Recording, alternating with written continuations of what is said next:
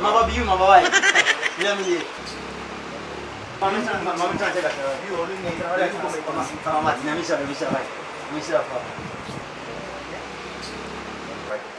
Brother. Akosia.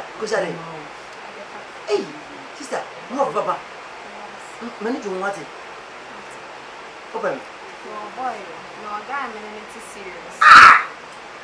Okay, what's your mom, sister? Oh, boy, I say, who got car planners or spare tight? That's on one side. Tiny pie, what I said to what from a spare. I'm going to go in your answer. What does it? Make us say it's kind of home with them Calazano. It's going to make us a rough room. I'm laughing like killer. No, baby. 055 44 94 number 44. Maria home for home. Yes, serious. What was left for what? Don't forget to know. Every come to meet me, grabbing answer question. Oh, Maza, not only. Ah, boss. Maza, sorry if you want to make. Ah, yeah, open casa do that. Open casa. Check. That's all we will me. The open children. Ana kwa sia fata bana kwa baby. Hey, kasa chira no.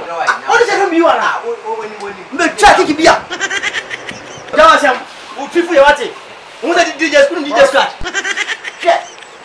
Fucking mine. Boss can phone can if I go to chema na. E mo nko ma sa o. O mo diske mo ma. Sister. Who have a party? Who could have been over with me?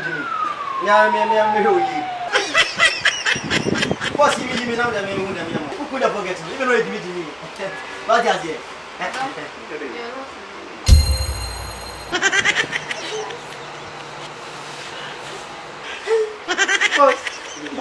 it? Sister, Obani.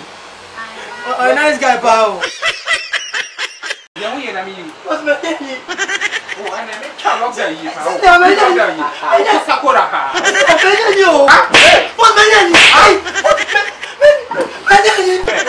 I'm